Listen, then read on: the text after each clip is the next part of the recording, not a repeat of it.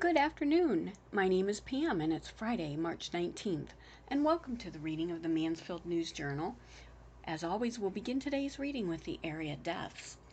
Deborah K. Konzak of Ontario passed away Sunday, March 14th, at her home.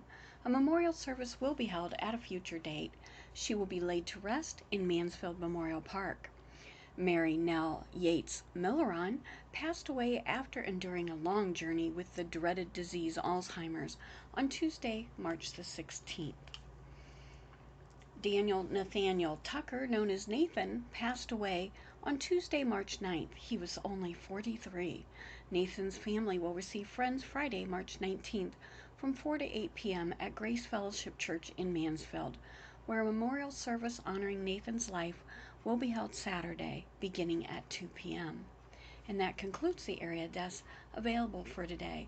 So now we begin with our first article. Shelby policeman shot after firing at cops, by Lou Whitmire.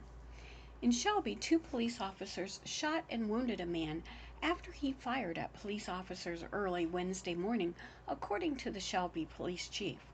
The incident began at 11:41 p.m. Tuesday, when Shelby police received a request for a welfare check on a potentially armed and suicidal individual at the west end of Seneca Drive, according to a news release from Shelby Police Chief Lance Combs. As officers approached in their vehicle, a male standing near another vehicle fired a rifle. Officers retreated and established a perimeter with the assistance of other agencies. Officers repeatedly attempted to talk with the individual, who responded by firing additional shots. At approximately 12:52 a.m., the individual pointed a rifle at police, and 2 Shelby officers fired at the individual, Combs says. It was determined that the individual was struck by the officer's gunfire, and he was ordered to move away from his weapon. 4 officers approached the individual, secured the weapon, and provided first aid, Combs said. Shelby Fire and Superior Ambulance were on location and immediately arrived to provide treatment. The individual was transported to Ohio Health Mansfield Hospital. A dispatcher at Shelby Police Wednesday morning said no further information was being released pending an investigation. Combs said the criminal investigation has been turned over to the Ohio Bureau of Criminal Investigation.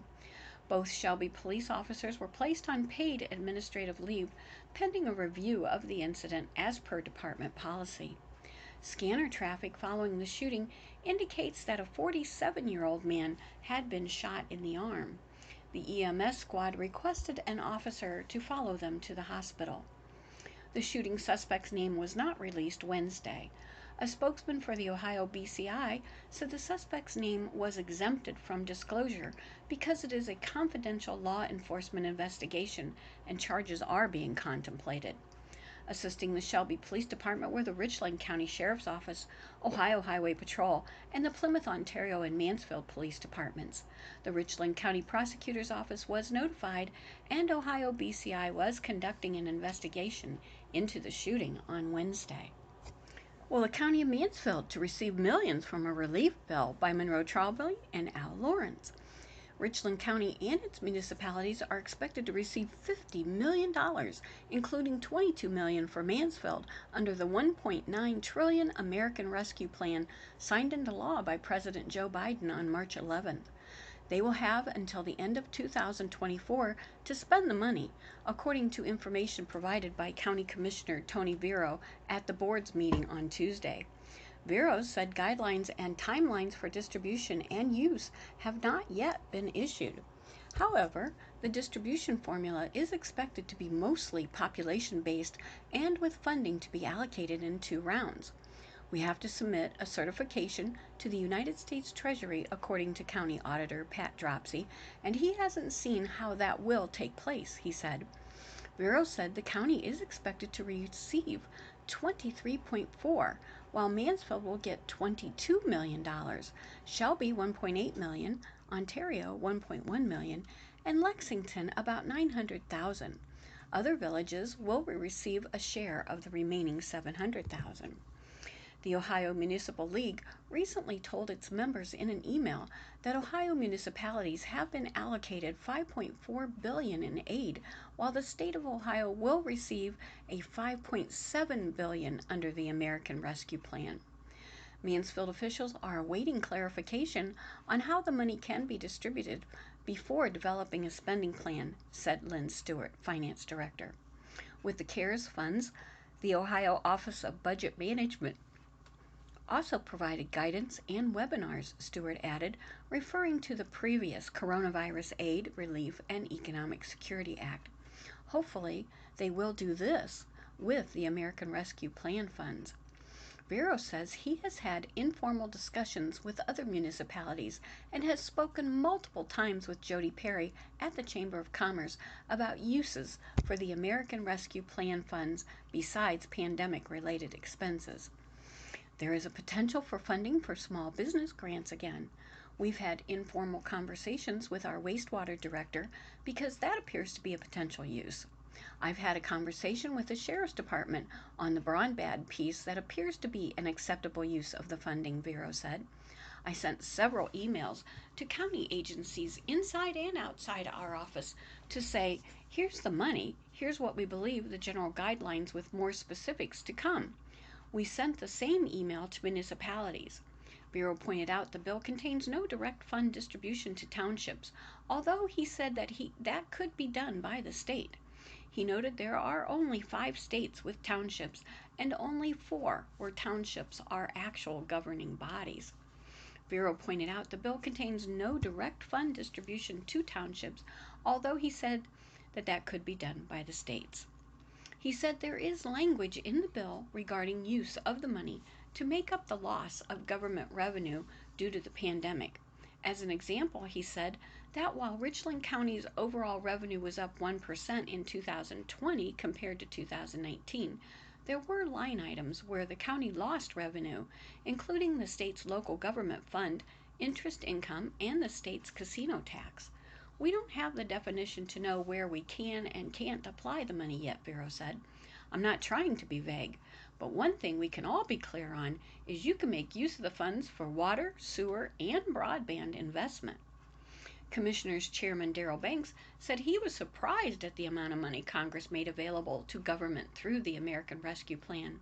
He also says he does not understand why the money was made available to government when there are businesses and people still suffering from the financial effect of the COVID pandemic. Governments that were in control the last 10 or 12 years probably don't need it, Banks said. Those that were out of control, I imagine, they'll spend this and still be out of control.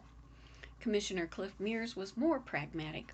On the other hand, this does give us the opportunity to maybe look at projects that otherwise would not be able to be funded, he said. Last year, Mansfield spent $3.6 million of more than $4.5 million received as part of the CARES Act. Leftover money has been earmarked for projects approved by council. The money was used, among other things, to shore up payroll for police and fire departments, fund the Chamber's Small Business Grant Program, buy a power cot system for paramedics, upgrade the municipal building's HVAC system, buy 4 self-cleaning police cruisers, buy laptops for city employees to work from home, and to buy plexiglass dividers, flat screen TVs for remote training, touchless drinking fountains, and chairs that are easier to clean. According to the Ohio Municipal League, local governments can use money provided by the latest coronavirus relief bill to help households, small businesses, and nonprofits impacted by the pandemic to replace revenue lost during the pandemic and to invest in water, sewer, or broadband infrastructure. That's welcome news for Mansfield, which has an aging water system. Bob Bianchi, city engineer, has said that of Mansfield's 320 miles of water mains, about 50 miles of 3-inch and 4-inch mains need to be replaced with 8-inch mains in the coming years. Larger mains produce greater water flow when firefighters tap into fire hydrants. Well, as you might know, Council kills the trash collection overhaul bill by Monroe Trombley, facing significant resistance to a bill that would have split Mansfield into 5 trash collection zones, with each having its own pickup day. Council has effectively killed the measure. Although it was scheduled to be considered at least 2 more times with a final vote on April 20th, the bill was moved up for a final vote on Wednesday and unanimously voted down. Councilman Phil Scott was unable to attend. At least 47 emails were submitted for public comment, all opposing the proposal. That's not including an untold number of phone calls and emails that each council member received. It was a lot, said Cheryl Meyer, councilwoman of the 2nd Ward. David Falquette, president of council, declined to read them. I really appreciate every single citizen that took the time to write, to call, to email, but just to hear the same story 47 plus times, I don't think it's a benefit to the council, he said. Falquette and Jason Lawrence, councilman of the 5th Ward, were the bill's main backers. 2 weeks ago, they argued that creating collection zones would reduce the amount of trash that sits on curbs and allow the code and permits to cite residents that flout city laws by leaving refuge or containers on a curb for more than 24 hours. But on Wednesday, Falquette and Lawrence appeared resigned to the fact that the bill faced major hurdles. Council members decided against tabling the measure, opting to scrap it altogether. Let's start with a brand new idea if we need one, and just get rid of this one, Falquette said. The sooner I think we get rid of it, the sooner everybody can sleep again at night and not worry that their trash guy is coming on a different day, he added. The size or location of each collection zone was never discussed. At present, private haulers set their own routes, meaning trash day can be multiple times a week on the same street. Earlier this month, several owners of local trash hauling companies were invited to council's meeting held via Zoom. Not one expressed support for the bill. Having one pickup day in a single zone would lead to congestion, traffic, and confusion for customers, they argued. Bill Wright, owner of Wright's Refuge, says he has a 10-hour route that covers Butler and Belleville on Friday. Where would I squeeze in a Friday route on a 10-hour day I already have in the city of Mansfield, he said at the time. Clear Fork Reservoir Dam is to be improved. In other news, council approved modifying the berm on the Clear Fork Reservoir Dam along Gass Road. The dam is structurally sound, even though water has been seeping through it since 1970s, according to Bob Bianchi, the city engineer. Water running through a dam is not a concern, Bianchi said. When it becomes a concern is when that water starts to carry soil particles or soil with it. Then you get piping through the dam. A graded filtered berm, or rather a mass fill of earth, layers of gravel, clay, and topsoil will be built. What that means is that water will continue to pass through the dam and under the dam, Bianchi said. It will enter this gravel media fill, enter a storm system, and then be discharged to the stream. The project, mandated by the Ohio Department of Natural Resources, will cost about $1.25 million, 8% of which is for wetland mitigation credits. Mansfield must purchase $110,000 worth of wetland credit from an approved wetland mitigation bank, since about 2 acres of wetlands will be destroyed. The EPA will then spend that to construct a new wetland or rebuild an existing one somewhere, I think inside the watershed, Bianchi said. Construction may start later this year. Sanitary sewer to be lined. Council also approved lining 13 miles of sanitary sewer between Home and Trimble Roads north of Park Avenue West. Construction, scheduled to begin in June and last until March 2022, will cost $2.5 million. Lining prevents stormwater from entering the city's sanitary sewer system, allowing the wastewater treatment plant to treat sewage properly. Eventually, the entire sewage system must be lined, according to Bianchi. We have 321 miles, and we've lined about 12% of the system to date, he said. Improvements at Lamb Airport.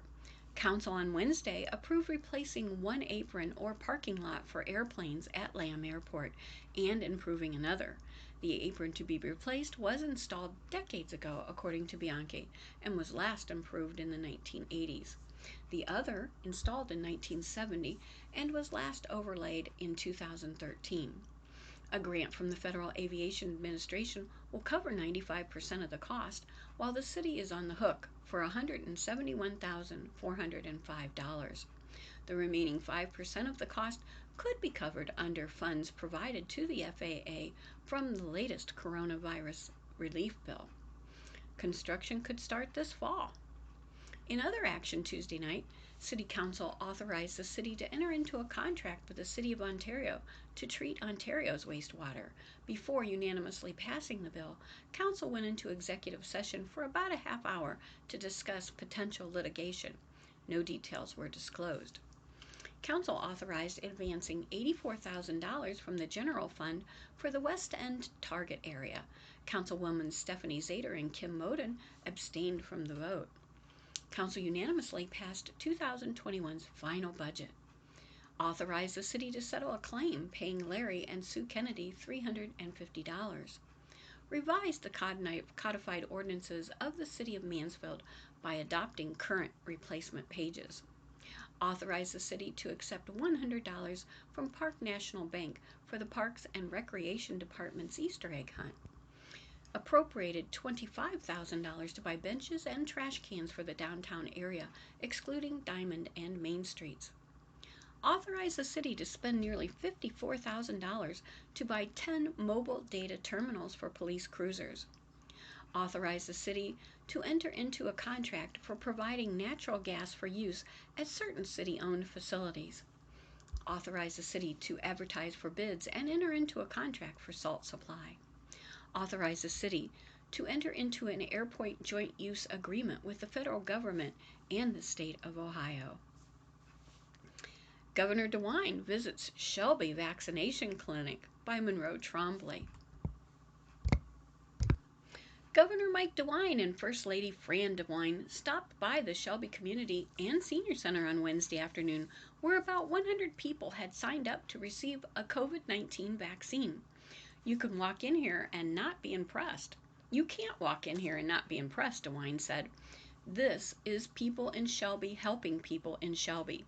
People in Richland County helping people in Richland County. The more you can keep anything close to home, the better off it is. The clinic, run by the Shelby Health Department, underscores Ohio's decentralized vaccination efforts, where doses are routed to community health centers, pharmacies, and, of course, local health departments. We have reason for mass vaccination sites, but Dr. Chawla knows his patients. He and his team know the residents of the community, DeWine said, referring to A.J. Chawla, Health Commissioner and Medical Director for the Shelby Health Department. What we want to do is have people be able to get this vaccine in their own community, he added. Earlier Wednesday morning, DeWine, while in Cleveland for the soft launch of Ohio's first federally coordinated mass COVID-19 vaccination clinic at Cleveland State University's Wolstein Center, announced that Ohioans 40 and up and those with certain medical conditions such as cancer and obesity will be eligible for vaccines starting Friday. He also announced that beginning March 29th, Ohioans 16 and up will become eligible. We have to have some tension. It's a supply and demand issue. What we don't want is to look around and have vacancies, DeWine told reporters in Shelby. The governor, during a small press conference, said he and Fran received their second shot of the Pfizer vaccine about 3 weeks ago and are now traveling to vaccination clinics around Ohio. People are considered fully vaccinated 2 weeks after their second shot of the Pfizer or Moderna vaccine, or 2 weeks after the single-dose Johnson & Johnson. DeWine said he made the call to expand eligibility after health directors told him during a phone call earlier Wednesday morning that they have open appointments this week. We've got to have those filled, DeWine said. It's a matter of life or death. What we're finding is that the lower we get in age, the longer it takes for that uptake to occur, he added. So opening it up makes sense. To Ohioans who may feel hesitant about getting vaccinated, DeWine urged them to talk with their doctor or family and friends who opted to get a shot. DeWine said his doctor told him that the risk of getting the vaccine outweighs the risk of not getting it. This virus is still out there. People are going to continue to get it, and they're going to continue to get it unless they're vaccinated, DeWine said. We're at the 4-yard line, and we're driving against the other team. As of Tuesday afternoon, More than 2.4 million Ohioans, about 20% of the state's population, have received at least one shot of the vaccine, while more than 1.4 million Ohioans are considered fully vaccinated against COVID-19. That includes more than 21,000 Richland County residents, nearly 18% of the county's population, who've received at least one shot, while over 13,000 residents are considered fully inoculated. While in Shelby, DeWine chatted with people who had just received a shot and were being monitored for 15 minutes. "It's good to be on the offense when you have the vaccine," he said to Scott Schaefer of Shelby. "We've been on defense for so long."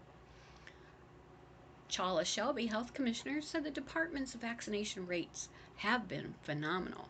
He also credited the governor's office, saying shipments of vaccine doses have always been on time. "From the day when we got a vaccine, we were ready for it," Chawla said. And now, victim testimony details night of an alleged rape by Zach Tugel. A woman who has accused Aaron Blystone of raping her paused Wednesday morning as she wiped tears away from her face as she sat in the witness stand. "Do you need a minute?" asked Terry Burnside, Richland County Assistant Prosecutor, as the woman composed herself during a second day of trial. The News Journal does not identify victims of sex crimes. After a moment, the alleged victim explained that the incident of July 5, 2019, put more pressure on an already strained relationship she had with her wife's family. The women have been together 14 years and married 5.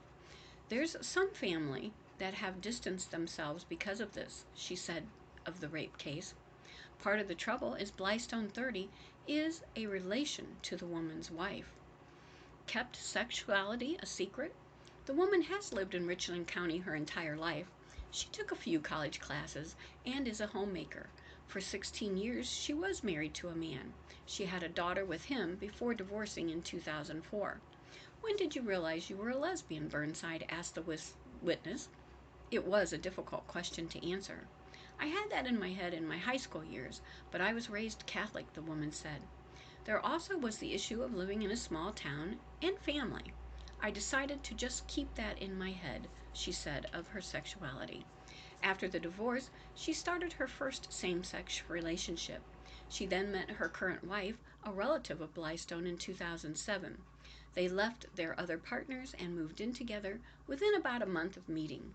"We're in love," she said. Brought beer and liquor. The witness says she has known Blystone since he was 16. She's 24 years older than him.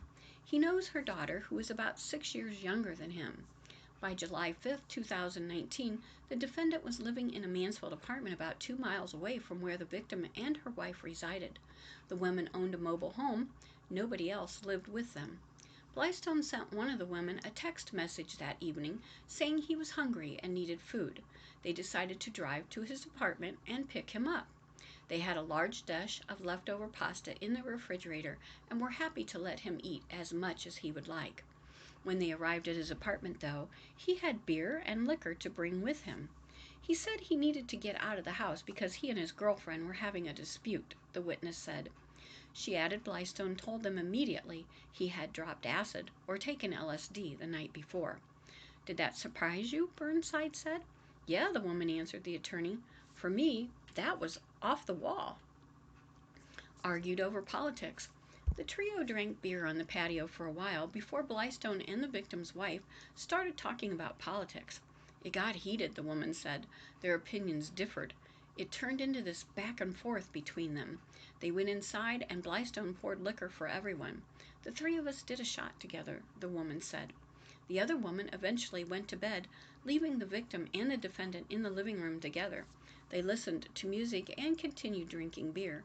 At some point, the woman said Blystone came to her chair and rested his hands on its arms facing her. "He came down like he wanted to approach me for a kiss," the woman testified. "I again said no." The woman stood to go out to the patio for a cigarette, but Blystone had met her in the kitchen before she could make it out the door. "He embraced me from behind as if he was trying to make a move on me," she told jurors. He let her go, but not for long. Once they were outside, he approached her as she sat in her patio chair. I again said, "No, Aaron," she said. I put my hands on his wrists, and there was resistance from him. He grabbed my shorts. She testified she stood to go inside, but tripped while doing so. Instead of helping me get up, he turned around and went back inside, the woman said. Her knee was bleeding when she made it to the living room. She said the defendant was sitting in her chair, leaving only the couch open. The music was really loud, she said. He had turned the music up. While she was cleaning blood from her knees, Blystone came over to the couch and climbed on top of her. That is when he grabbed my shorts, the woman said. My underwear came with them. That is when he proceeded to rape me. Went to the emergency room. The incident happened quickly, but the woman said she still has trouble remembering part of it because of the shock. She was bleeding from her vagina, something she had not done for several years after a complete hysterectomy. She immediately went and tried to tell her wife. I couldn't even speak, the woman said. I kept covering my face. She said she was ashamed she didn't fight harder to protect herself and was embarrassed her alleged attacker was still there. I didn't want to be in that room with him, she said. The woman kicked Blystone out of the house, then decided it would be best not to tell anyone what had happened. That was a family member, she testified. She went to the hospital and admitted to being raped, but didn't press charges. Finally came forward. But it was family that made the woman charged that changed their minds. The victim's daughter was 22 at the time, and she wanted to have the strength to come forward if she was ever in such a situation. There also were many other younger children in the family, and the woman didn't want them to be in the danger of molestation. 10 days after the attack, police started investigating the crime scene. They found Blystone's semen on the couch cushions. It had survived a trip through the washing machine. Bernie Davis, Blystone's defense attorney, was scheduled to cross-examine the alleged victim Wednesday afternoon. Before jurors were released for lunch, though, the woman told them how her attacker's hairstyle had haunted her ever since it was in her face the night she was raped. When I see men with long hair, I'm taken back, the witness said. I struggle with that. And with that concludes the reading of the Mansfield News Journal for Friday, March 19th. My name is Pam. Thank you for having me in your home. Please stay safe until we are together again, and be blessed.